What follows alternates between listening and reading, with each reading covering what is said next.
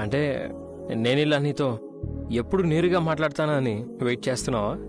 మాట్లాడితే ఇలాంటి పరిస్థితి వస్తుందనే మాట్లాడలేదు.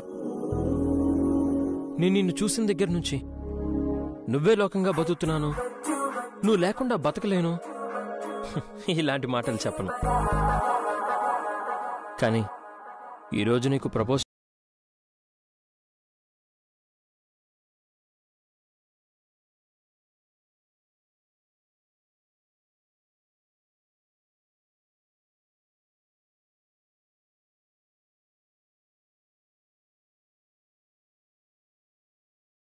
నేను లవ్ చేయటం లేదు, చెయ్యను కూడా. అదే ఎందుకు? ఇష్టం లేదు అన్నాను. రీజన్స్ ఎందుకు? కళ్యాణి,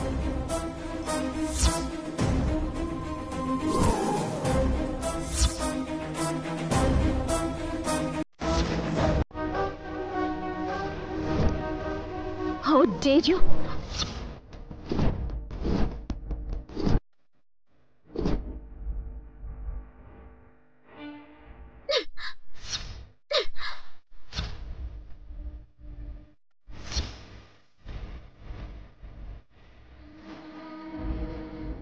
Idiot.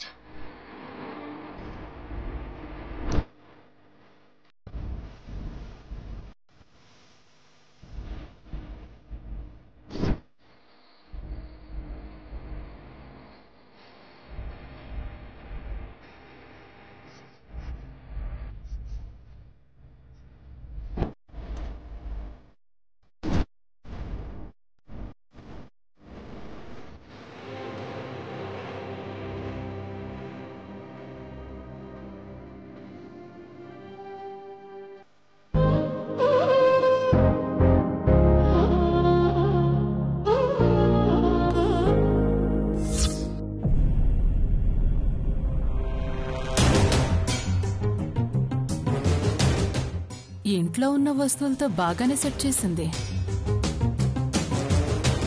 ఇంతకీ కాలేజ్ ఫీజు కట్టడానికి డబ్బులు ఎక్కడి నుంచి వచ్చాయంట? వదినా, చూస్తుంటే చేతికి గాజులు లేవు, నల్లపూసలు లేవు. ఒకవేళ తాకట్టేమైనా పెట్టిందంటావా? అదా సంగతి, చెప్తానుండు. ఇంకా బోణి అయినట్టు లేదే. అవ్వలేదు వదినా. నేనవ్వనివ్వను.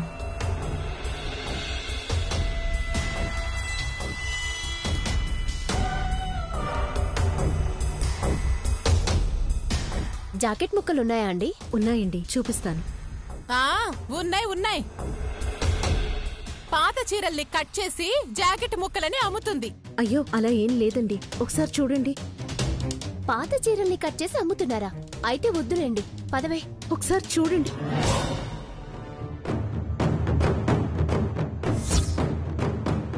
హలో, పాతవి కాదమ్మా, ఒకసారి లోపలికొచ్చి చూడండి.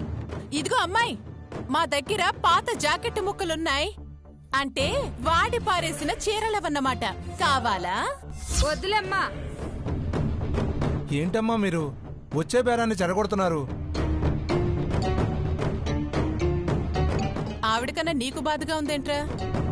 వ్యాపారం అన్నాక ఇబ్బందులొస్తాయి. వాటిని దాటి ఈ షాపింగ్ కాంప్లెక్స్ ని రన్ చేయమను. నా మాటలకి బాధపడ్డం కాదు, మమ్మల్ని కాదని కొనిపించాలి. కష్టపడి సంపాదించి కూతురు ఫీజు కోసం చేసిన అప్పులన్నీ కట్టాలి. కానీ ఒక్కటి, ఏ కారణం చేత కూడా మా అమ్మ దగ్గర డబ్బులు ముట్టుకుంటే మాత్రం కళ్యాణి మీద ఒట్టే.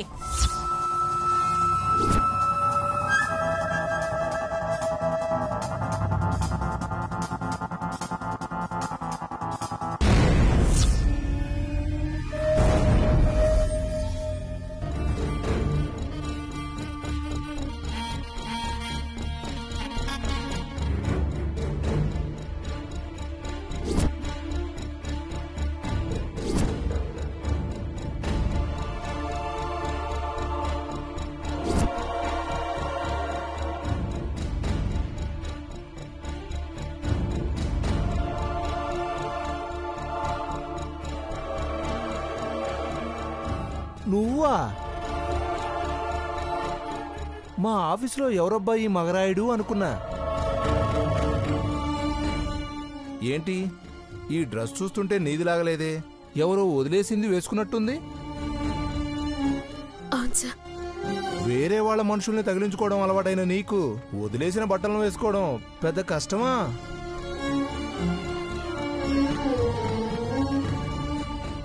అబ్బే, ఎన్నన్నా ఉలుకు పలుకు ఉండదు. మాటలు పడ్డం కూడా బాగా అలవాటన్నమాట. ఏమన్నా అంటావా, నా మాటకు రియాక్ట్ అవుతావా అని ఎదురు చూస్తూ ఉంటా. అబ్బే, ఏమీ స్పందన ఉండదు. రోషం అనే పదార్థం నీలో బాగా లోపించినట్టుంది. కొన్ని జన్మలంతే అలా బతికేస్తూ ఉంటారు.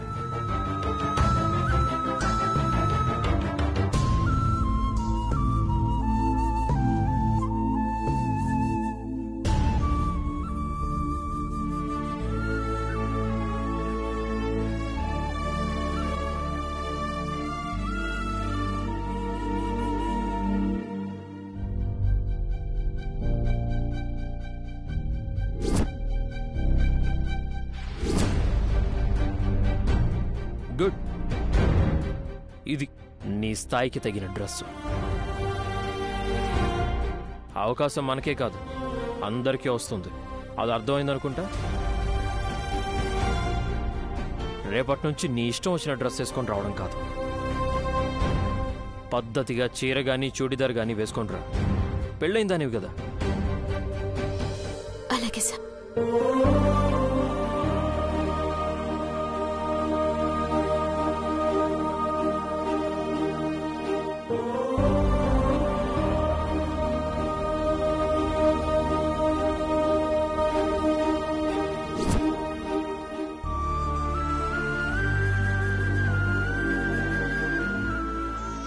అయ్యో కనయ్య, ఊరుకో.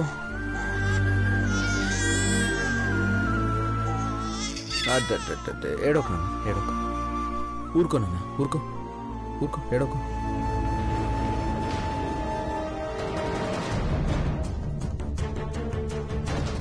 కన్నయ్య ఏడుస్తున్నట్టున్నాడే. నమస్తే అమ్మా. నమస్తే అండి. మా సేట్ గారు డబ్బులు తీసుకురమ్మన్నారమ్మా.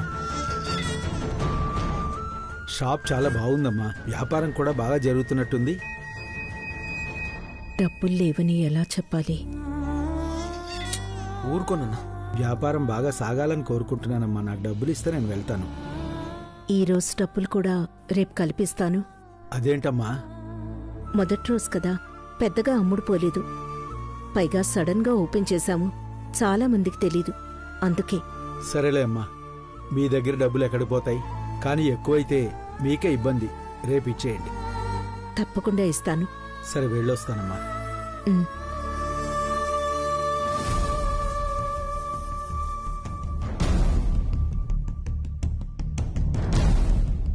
నమస్తే సార్. నమస్తే. బిడ్డను మీరు ఆడిస్తున్నారేంటి? మీ ఆవిడ గారు ఏమయ్యారు? అంతా మీ సేటు చేసిన చలవే.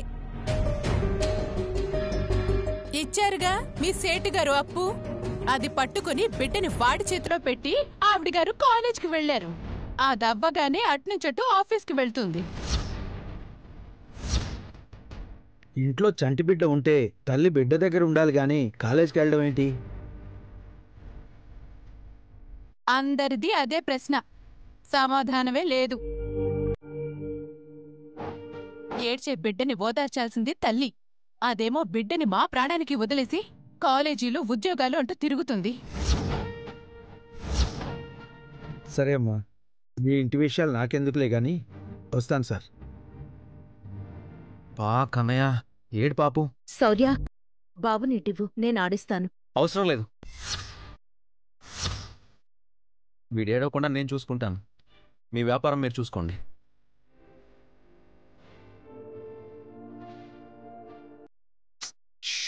ఏడో కన్నయ్య, ఏడోకు.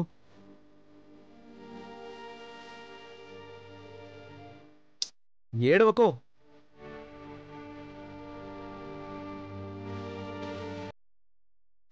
ఏడో కన్నయ్య ఊరుకో.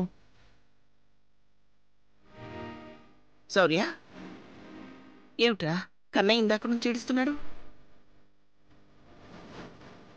దమయంతి, నువ్వైనా బాబుని తీసుకుని ఓదార్చొచ్చు కదా. ఆ ఓదార్చాల్సిన వాడు అక్కడ పారేసిపోతే నేను ఓదారుస్తూ కూర్చుంటాను. ఊరుకో. ఇటీవు శౌర్య. పర్లేదమ్మా. ఇవ్వు శౌర్య.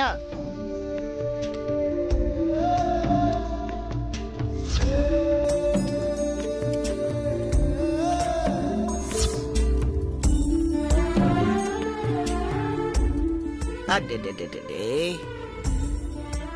నా తండ్రి కాదు. జో జో జో జో జో జో జో జో ఏడవకు నాన్న, నేనున్నాను కదా. జో జో జో జో.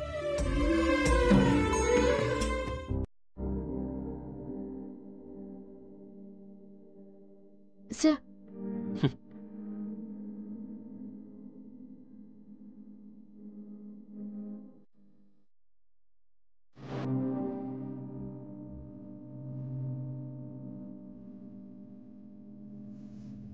Sir ya thanks.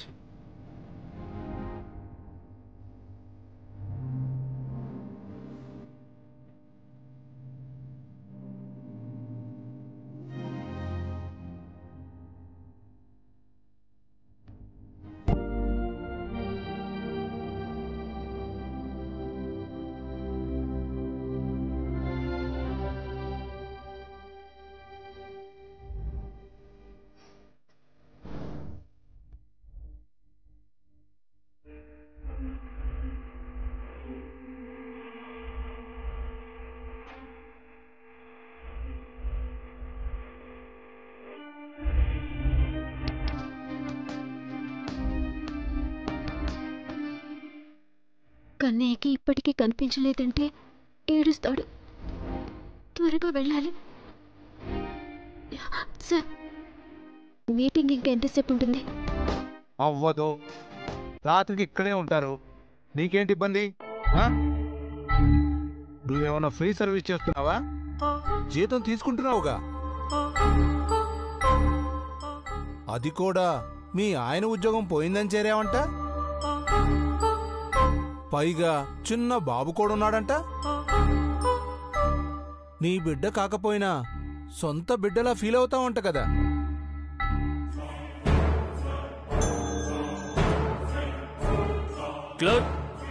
గొప్ప గొప్ప యాంగిల్స్ ఉన్నాయి నీలో. నా గురించి మీకు తెలిసింది తక్కువ. అవునా? తెలిసిన ఈ కొంచానికే మైండ్ పోతుంది. ఇక పూర్తిగా తెలిస్తే పిచ్చోడినైపోతానేమో. క్లర్క్, నీ ఫ్లాష్ బ్యాక్ లో బయోడేటాలు నాకెందుకులే గానీ వెళ్ళి పని చూసుకో. క్లర్క్. సార్, వచ్చింది పని చేయడానికి, మీటింగ్స్ పెట్టడానికి కాదు. హెడేక్గా ఉంది, వెళ్ళి కాఫీ తీసుకొని రా. సారీ సార్, నాది 8 hours డ్యూటీ. ఆల్రెడీ 8 hours దాటి 15 నిమిషాలయ్యింది. So what? నా టైం వరకు సిన్సియర్గా వర్క్ చేశాను. టైం అయిపోయింది, వెళ్తున్నాను. Thank you.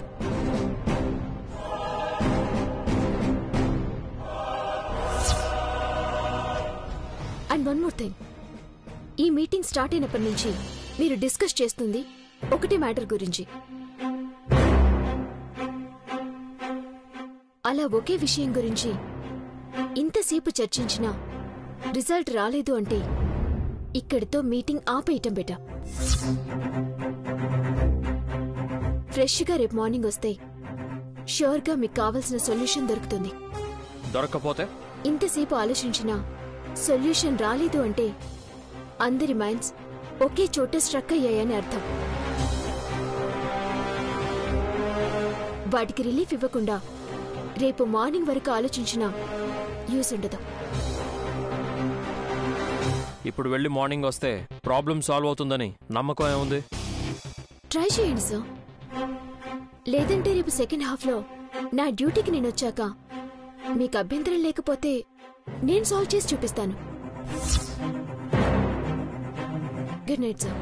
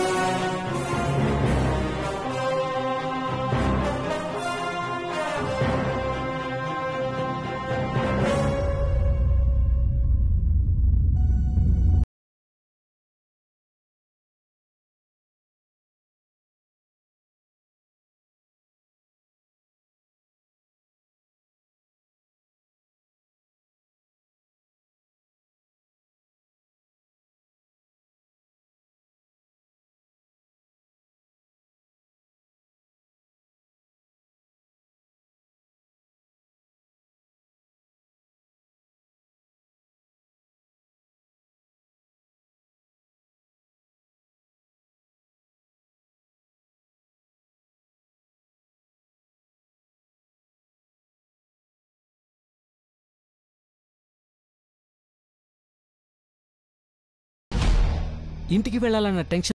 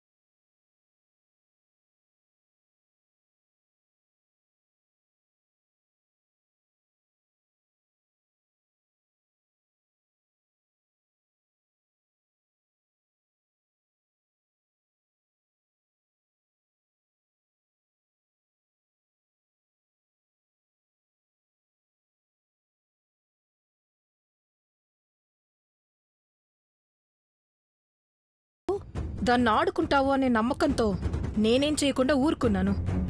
ఆడుకోవడం అంటే మామూలుగా ఆడుకోవట్లేదు మేడం.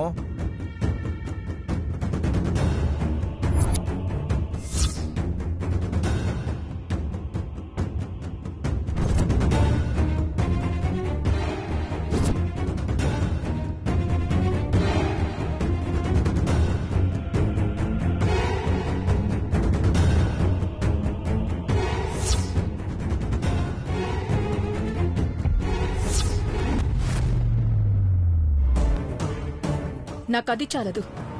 ఇంతకాలం శౌర్య తన వెనుకున్నాడని, అది అధికారం నా చేతిలో ఉంది కదా అని ఆ శౌర్య మాతో ఆడుకున్నారు.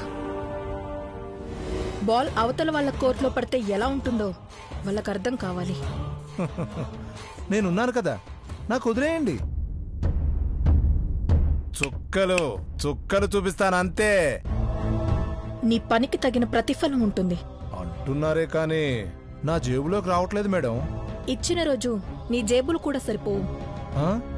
అప్పుడప్పుడు అలా ఇస్తూ ఉంటే మా ఎనర్జీ లెవెల్స్ కూడా వేరుగా ఉంటాయి మేడం. ఓ, ఇది నీ పెంపుడు కుక్క?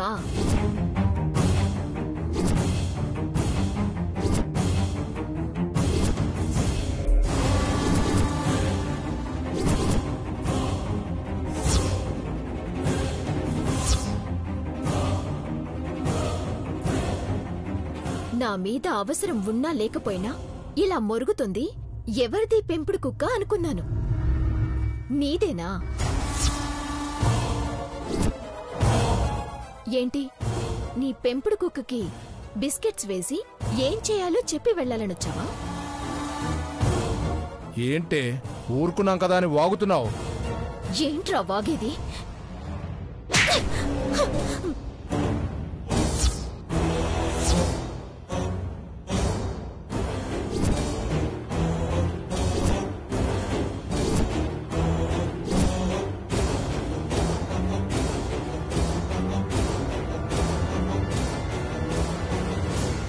ఏంట్రా అలా చూస్తున్నావు? అది ఆఫీస్ కాబట్టి, అక్కడ నా స్థాయిని దాటి మాట్లాడకూడదు కాబట్టి ఊరుకున్నాను. ఇది బయట. ఇక్కడ నేను కళ్యాణిని, సిన్సియర్ పోలీస్ ఆఫీసర్ శౌర్యకి భార్యని.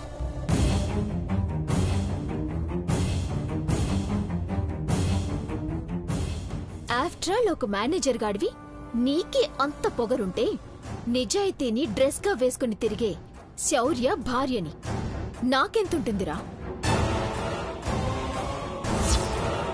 ఏంట్రా బాగా? ఎవరి బట్టలో వేసుకున్నానా? అది నీ బాస్ చెప్తే వేసుకున్నాను. క్లర్క్ అంటే ఇలాగే ఉండాలని ఫీల్ అయితే బాస్ ని బాధ పెట్టడం ఎందుకు అని వేసుకున్నాను. ఎవరో వదిలేసిన వ్యక్తిని పెళ్లి చేసుకున్నానా? ఆ వదిలేసింది ఇదే. దేవుళ్లాంటి భర్తని ఎందుకు వదిలేసిందో దీన్ని అడుగు. కళ్యాణి, ఏంటి? నేను చెప్పేది అబద్ధం కాదుగా.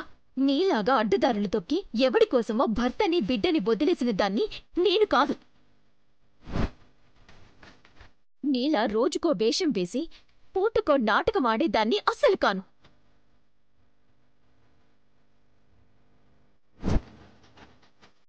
నా భర్తతోనే ఉంటున్నాను, నా భర్త కోసమే బతుకుతున్నాను. చివరికి ఈ చిన్న ఉద్యోగం కూడా నా భర్తకి సాయంగా ఉండాలనే చేస్తున్నాను.